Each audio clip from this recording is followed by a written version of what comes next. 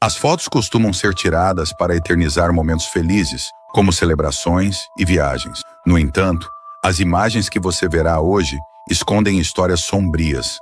Muitas dessas fotos capturaram os últimos instantes de pessoas que jamais imaginariam a tragédia que estava prestes a acontecer. Neste vídeo do Labirinto Silencioso, você vai perceber que é preciso ter cuidado ao tirar a próxima selfie, pois ela pode ser a última lembrança que seus entes queridos terão de você.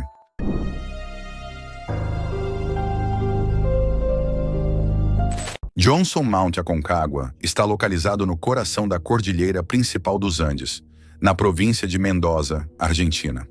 É o ponto mais alto do hemisfério ocidental, representando um grande desafio para alpinistas devido às suas condições severas e imprevisíveis, que frequentemente forçam os escaladores a desistir antes de alcançar o cume de 22 mil pés. Ainda assim, para montanhistas experientes, essa escalada oferece uma emoção incomparável. No início de 1973, Guy Defoe, líder de um clube de escalada baseado no Oregon, organizou uma expedição para escalar o Monte Aconcagua. A equipe foi comandada por Miguel Alfonso, um alpinista argentino com vasta experiência. Entre os integrantes estavam o psiquiatra Jim Petros, o médico Bill Farmer, o policial Bill Zenner, o estudante John Shelton e o engenheiro da NASA, John Cooper. Janet Johnson, uma das poucas mulheres a conquistar os principais picos do Colorado, com mais de 14 mil pés, também se juntou à expedição. A aventura chamou a atenção da mídia local, e Rafael Moran, um repórter do jornal diário Los Andes, acompanhou o evento de perto. O jornalista Rafael Moran, de Mendoza, que entrevistou os alpinistas, rapidamente percebeu que havia algo estranho com o grupo. Eles pareciam desconectados, e Moran discretamente instruiu seu fotógrafo. Tire fotos de cada um deles hoje. Acho que nem todos vão voltar. O grupo chegou ao acampamento base no dia 21 de janeiro de 1973. A previsão era de que levariam pelo menos uma semana para atingir o cume, mas desde o início surgiram problemas. Conflitos de personalidade e problemas de saúde começaram a dividir a equipe. Logo, o grupo se separou. Guy e alguns alpinistas permaneceram no acampamento 1, enquanto o restante avançou para o acampamento 2. Esse grupo chegou à base do glaciar polaco e montou o terceiro acampamento a uma altitude de mais de 19 mil pés. Felizmente, chegaram antes de uma tempestade, mas as dificuldades estavam apenas começando. No dia seguinte, durante a subida do glaciar, Jim Petros sofreu um ataque súbito de mal da altitude. Ele foi escoltado de volta ao acampamento por Miguel Alfonso, o guia experiente da equipe. O grupo restante, composto por Janet Johnson, John Shelton, Bill Farmer e Arnold Macmillan, continuou a escalada. Apesar de sua experiência combinada, nenhum deles havia enfrentado condições tão extremas de altitude antes. Todos lutaram contra o glaciar, mas foram forçados a parar a 21 mil pés devido ao clima adverso e às severas condições de altitude. Eles decidiram montar um novo acampamento, mas durante a noite, a situação se agravou. Pela manhã, John Shelton foi encontrado parcialmente coberto de neve e gravemente debilitado pelo vento gelado. Ele tentou descer sozinho, mas exausto e congelado, não conseguiu resistir e faleceu na geleira. Pouco depois, Janet Johnson também encontrou o seu trágico fim. As circunstâncias exatas de sua morte, no entanto, permanecem envoltas em mistério. Os detalhes do que realmente aconteceu e por que John Cooper e Janet Johnson morreram permaneceram um mistério por décadas. Bill Zenner e Arnold Macmillan foram as últimas pessoas a ver Janet e John vivos. Quando retornaram ao acampamento, com 2 membros a menos, as autoridades foram notificadas. Ambos os homens forneceram depoimentos detalhados à polícia, mas suas versões dos eventos não coincidiam completamente. Essa discrepância foi atribuída ao impacto do ambiente extremo e da alta altitude sobre suas capacidades mentais. Os outros alpinistas americanos e o guia Miguel Alfonso também foram interrogados. Mais tarde, naquele mesmo ano, Miguel liderou uma equipe de 4 homens ao Monte Aconcagua para tentar recuperar os corpos de Janet e John. Na geleira polonesa encontraram o corpo de John Cooper, mas as condições em que ele estava eram incomuns. Ele vestia apenas um crampon e estava sem botas, algo essencial para escalar montanhas. Além disso, havia um ferimento sangrento em seu estômago e sua expressão congelada demonstrava horror. Demorou 2 anos até que o corpo de Janet fosse encontrado. Em 1975, Alberto Colombero, de 17 anos, junto com seu pai Ernesto e um amigo da família, tropeçou no cadáver de Janet. Ela estava deitada de bruços, com a pele do rosto já caída, expondo ossos danificados. Assim como John, Janet também usava apenas um crampon e suas botas estavam desaparecidas. Havia manchas de sangue em sua jaqueta e uma pedra estava posicionada sobre seu corpo. Durante a recuperação, seu braço foi encontrado separado do corpo, congelado na montanha. A descoberta dos corpos levantou mais perguntas do que respostas. As autópsias concluíram que ambos morreram devido a lesões cerebrais, mas o que exatamente causou esses ferimentos permaneceu incerto. Por muitos anos, o mistério envolvendo John e Janet ficou sem solução e foi quase esquecido com o tempo. Em 2020, ocorreu um grande avanço no caso. Durante uma subida ao Monte Aconcagua, 2 alpinistas encontraram uma câmera antiga, perfeitamente preservada pelas temperaturas congelantes.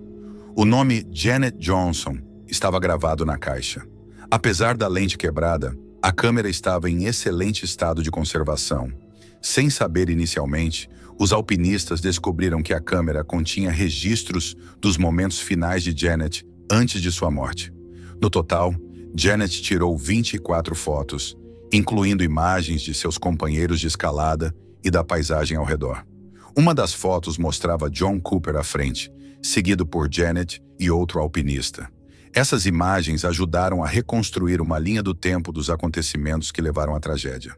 Parece que Janet continuou a tirar fotos mesmo após John Cooper decidir retornar ao acampamento. Entre as últimas fotos, havia uma em que Janet carregava sua mochila e crampons. Apesar da importância dessa descoberta, o mistério do que aconteceu com Janet e John permanece sem solução. Intrigantemente, Daniel Aro, um assistente do médico legista que participou das autópsias, afirmou que os ferimentos que causaram a morte de ambos não eram auto-infligidos, adicionando mais perguntas a esse enigma.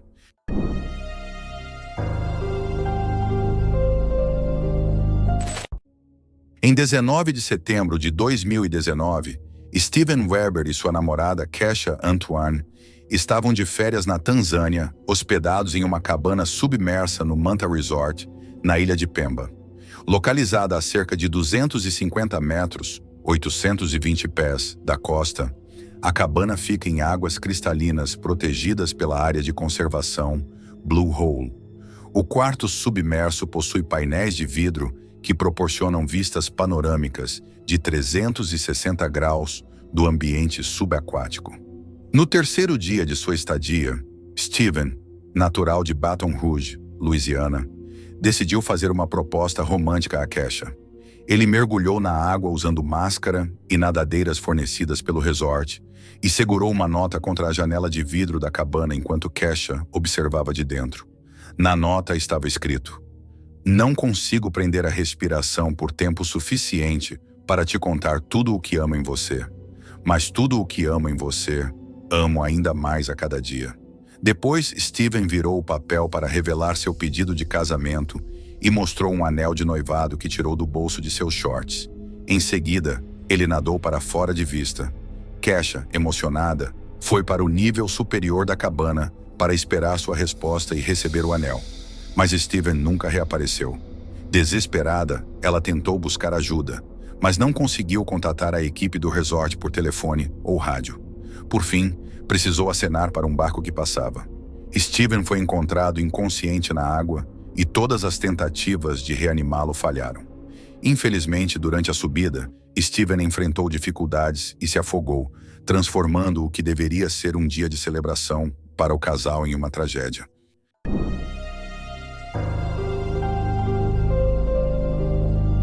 Este é o rosto aparentemente amigável de uma das criminosas mais cruéis da Grã-Bretanha, Lucy Letby. Para o mundo exterior, Lucy era vista como uma enfermeira neonatal dedicada, trabalhando no Hospital Condessa de Chester, localizado na cidade inglesa de Chester. No entanto, por trás de sua fachada de cuidado e simpatia, escondia-se uma assassina fria e calculista. Entre junho de 2015 e junho de 2016, Lucy tirou a vida de 7 bebês e tentou matar pelo menos outros 6 que estavam sob seus cuidados. A primeira vítima conhecida foi um recém-nascido de apenas um dia, nascido prematuramente de uma cesárea às 31 semanas. Apesar de sua condição, o bebê estava respirando por conta própria e apresentava boas chances de sobrevivência. No entanto, em 8 de junho de 2015, Lucy alertou os médicos sobre uma piora repentina na condição do bebê. Após examinarem a criança, os médicos notaram uma estranha descoloração na pele e, inesperadamente, o bebê faleceu. Mais tarde, descobriu-se que Lucy havia injetado ar na corrente sanguínea do bebê através de um dos tubos conectados ao seu corpo. No dia seguinte, ela tentou assassinar a irmã gêmea do bebê, utilizando o mesmo método. Contudo, desta vez, a vítima sobreviveu e não sofreu consequências a longo prazo. Lucy continuou sua série de crimes, assassinando outros 2 bebês em junho, novamente usando o mesmo método cruel.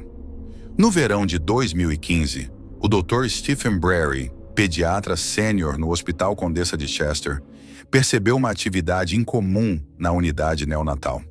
Ele ficou alarmado com a morte repentina de 4 bebês relativamente saudáveis, que sucumbiram a doenças agudas e apresentaram uma deterioração catastrófica sem uma causa aparente.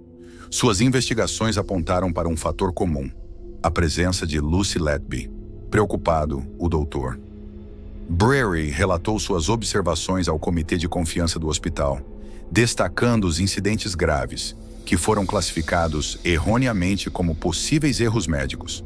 Enquanto isso, Letby continuou a tirar vidas. Na madrugada de 4 de agosto, ela assassinou mais um bebê gêmeo. Após esse crime, começou a experimentar outros métodos de assassinato.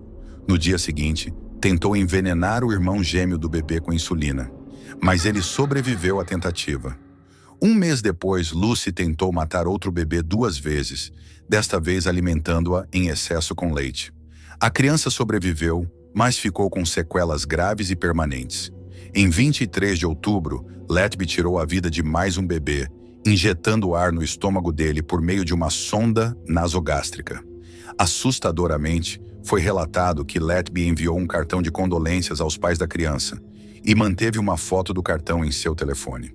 Com o aumento dos casos suspeitos, uma enfermeira e gerente da enfermaria, Ari Powell, começou a revisar os incidentes, assim como o Dr. Brary.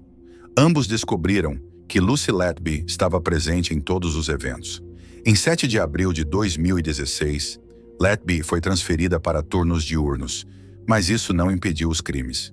2 dias depois, ela tentou matar 2 bebês gêmeos, injetou ar em um deles e tentou envenenar o outro com insulina.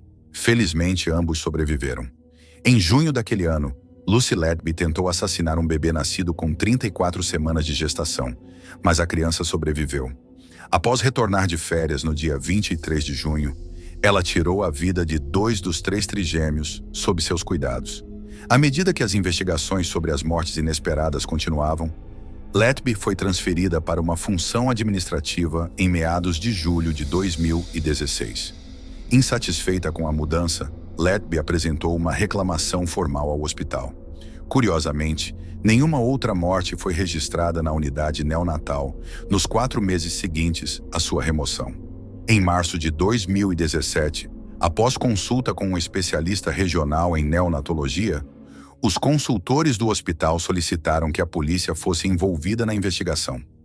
Essa investigação recebeu o nome de Operação Beija-Flor e teve como objetivo esclarecer as mortes e colapsos inexplicáveis de bebês prematuros na unidade neonatal do Hospital Condessa de Chester. Em 3 de julho de 2018, Lucy Letby foi presa sob suspeita de 8 acusações de homicídio e 6 de tentativa de homicídio. Nos anos seguintes, Letby foi solta sob fiança e presa novamente em diversas ocasiões. Durante o julgamento, ela se declarou inocente de 7 acusações de homicídio e 15 de tentativa de homicídio. Após meses de análise de evidências, em 18 de agosto de 2023, ela foi considerada culpada de 7 acusações de homicídio e 7 de tentativa de homicídio.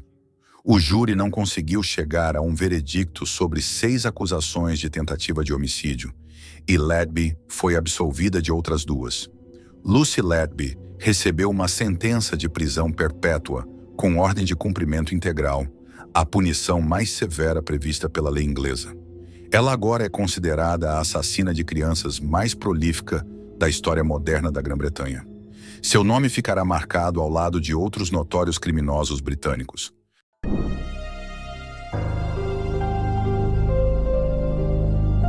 John Edward Robinson e sua família parecem, à primeira vista, ser o retrato de uma união harmoniosa nesta foto de 1985.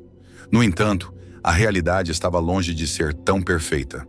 O homem segurando o bebê, John Edward Robinson, já era um criminoso condenado por roubo e peculato.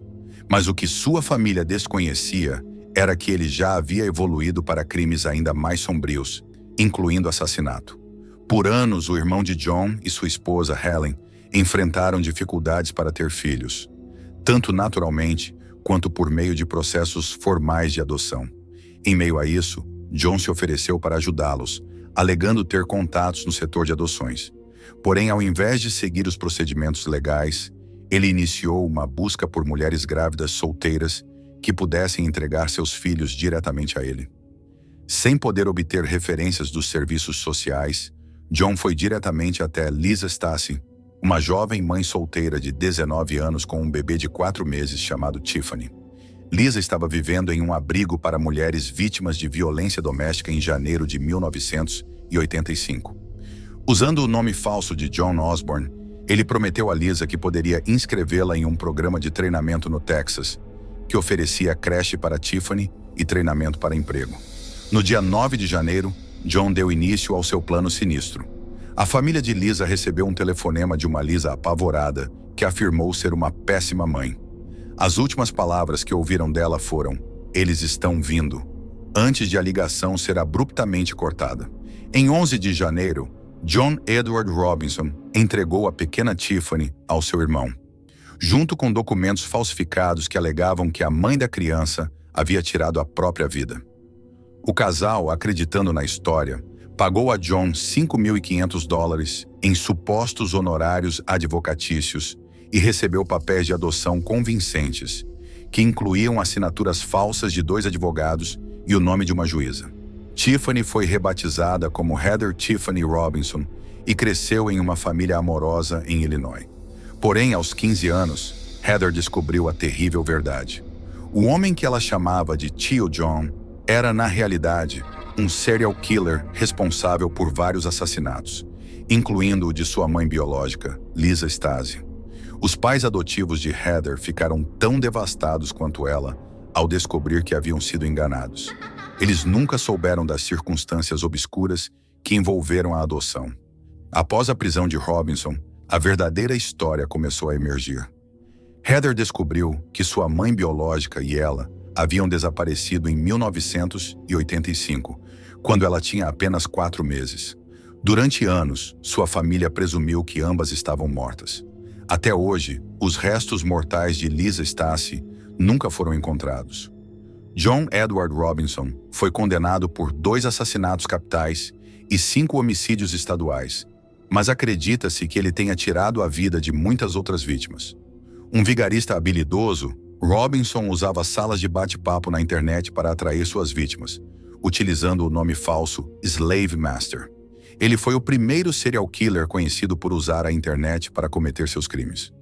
Atualmente, Robinson está no corredor da morte na penitenciária de Eldorado, aguardando sua execução.